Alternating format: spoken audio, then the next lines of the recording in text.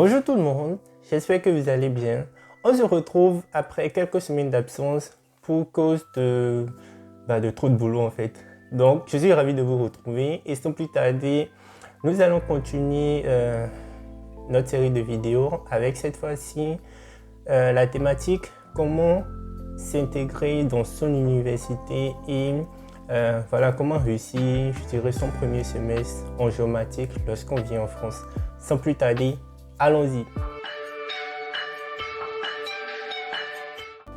Alors, ce qu'il faut savoir, c'est que quand on vient en France, je dirais qu'il y a trois volets sur lesquels il faut faire attention. Il y a le volet administratif, le volet, université et tout, et il y a le volet vie sociale, si je peux dire ça ainsi. Alors, pour le géomaticien ou quelqu'un qui veut venir faire de la géomatique en France, qu'il soit en troisième année de licence de géographie ou bien qu'il soit en master 1 de géomatique directement, ce n'est pas exactement les mêmes choses, les mêmes conditions de vie à l'université aussi au niveau social, je dirais. Déjà, on va commencer par le volet administratif. Alors, ce qu'il faut savoir avec le volet administratif, c'est que quand on vit en France, en fait, vous venez dans un pays de papier. Tout est question de papier, papier, papier. Il faut être en règle à chaque fois. Donc, tout ce qui sera volet administratif, durant toute votre vie d'étudiant, il faudra vraiment que vous fassiez attention à ça et que vous soyez prévoyant. Je prends par exemple 4 choses importantes quand vous venez. Déjà, le lendemain ou le jour même, valider votre visa. C'est très important. Et récupérer le document qui va servir de confirmation de validation de visa ou accessoirement, je dirais, de titre de séjour. Et faites en même temps l'inscription dans votre université lorsqu'elle sera ouverte. Après cela, essayez de faire la procédure pour l'assurance maladie. Ça fait partie des choses prioritaires à faire lorsque vous venez en France. Et aussi, assurez-vous de faire la demande de l'aide au logement, la CAF. Ça aide beaucoup les étudiants. Donc, quand vous venez en France, il y a le volet administratif sur lequel il ne faut absolument pas s'attarder en fait. Au Bénin, je ne sais pas où c'est comment dans votre pays, mais généralement, tout ce qui est administratif, soit on est accompagné par nos parents, ou bien on se dit, je vais le faire plus tard. Mais ici en France, il y a des délais et franchement, l'administration est assez très pointilleuse. Donc, ne vous attardez pas sur les choses à faire, faites-le comme il faut.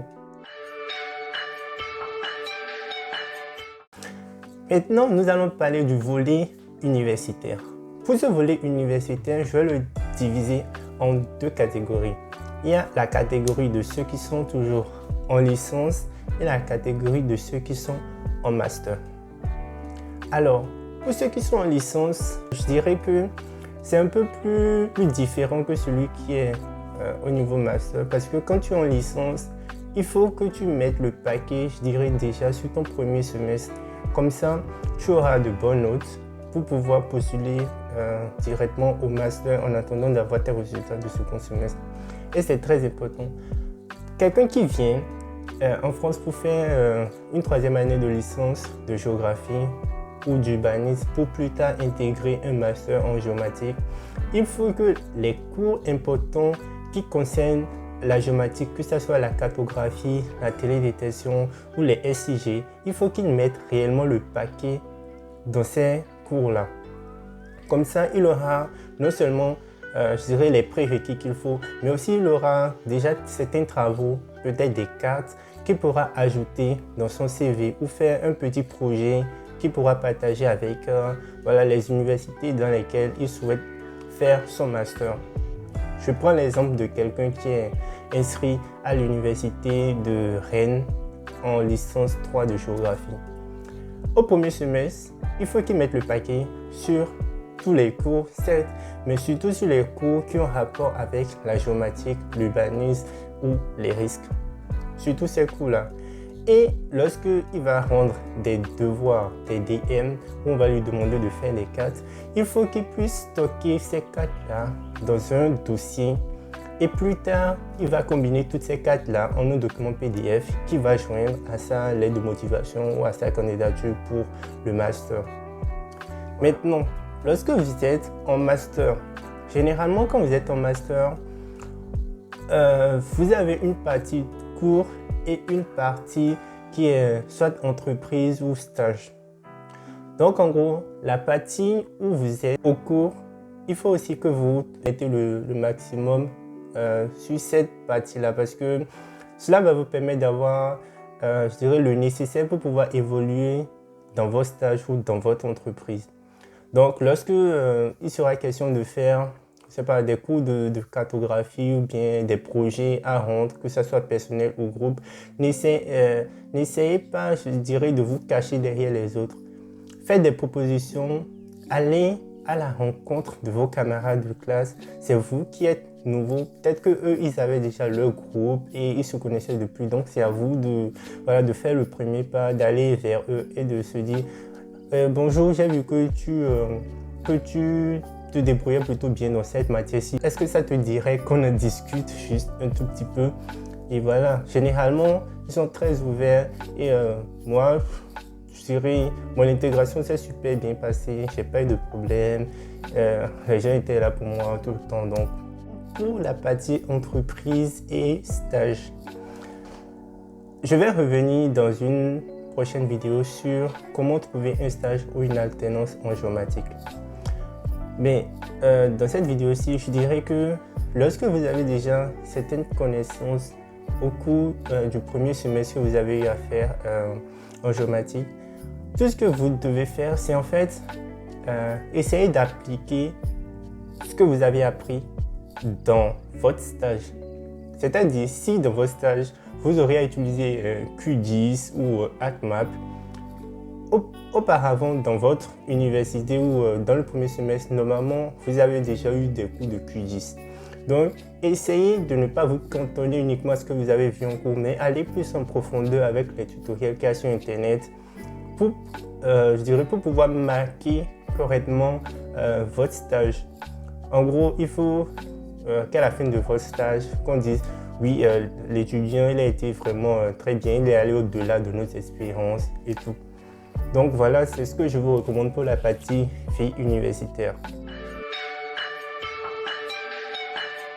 C'est compliqué cette partie-là parce que ça varie d'une personne à une autre. Ce que moi je peux dire, c'est que il faut essayer vraiment de se faire les bons amis en France. Ne suivez pas, je sais pas moi, ne suivez pas tout le monde. Essayez de rester dans le cadre des personnes qui sont, je dirais, dans la même mentalité ou dans la même manière de voir la vie que vous.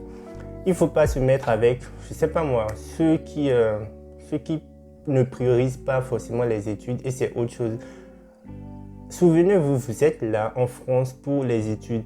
Une fois que vous aurez fini vos études, vous pouvez faire après ce que vous voulez. Mais vous avez mis beaucoup de moyens pour faire Campus France, pour venir. Donc, que les études soient votre priorité. Après, il y a le volet toujours social, mais je dirais financier. Quand vous avez un job et tout. C'est vrai que quand on est étudiant, on a tendance à dire bah, il faut vraiment que je trouve l'argent pour payer mon loyer. Est-ce que j'ai les moyens déjà et tout. Il y a vraiment mille et une questions qui se passent et qui se posent dans nos têtes. Mais ce que vous devez comprendre, c'est que il faut vraiment prioriser les études. C'est-à-dire, vous pouvez travailler de 18h à 21h ou bien de 18h à minuit. Mais si vous avez un devoir à rendre pour le lendemain, soit vous vous y êtes pris beaucoup plus tôt pour finir ce devoir-là, soit ce soir-là, à 0h quand vous rentrez, bah vous faites le devoir avant de vous coucher en fait. Il faut vraiment, je dirais, mettre l'accent sur les priorités. Et les études, c'est la priorité numéro 1 quand on vient en France. Aussi, quelque chose qui est important dans votre vie sociale, c'est de garder quand même un contact avec votre famille. Ça permet de voilà, de garder la tête froide et de se rappeler en fait d'où vous venez et quels sont réellement vos objectifs. Il ne faut pas vous isoler pour dire voilà, vous êtes indépendant et tout. Il faut garder le contact avec la famille, demander conseil parfois, ne pas les contacter uniquement quand il s'agit d'argent, mais voilà, de garder quand même un certain lien avec eux et de prendre, je dirais, de prendre appui sur eux pour à chaque fois aller de l'avant lorsqu'il y aura des moments de dépression. Honnêtement, ça arrive souvent. Je ne vais pas dire que c'est du burn-out, mais à un moment donné, il y a tellement de choses à faire ici qu'on est fatigué, on a envie de se poser et de parler à des gens. Donc, en ce moment-là, n'hésitez pas à vous retourner vers votre famille. C'est voilà, votre première source de soutien psychologique et émotionnel. Parlez avec eux, ne restez pas dans votre coin et voilà, tout se passera bien pour vous.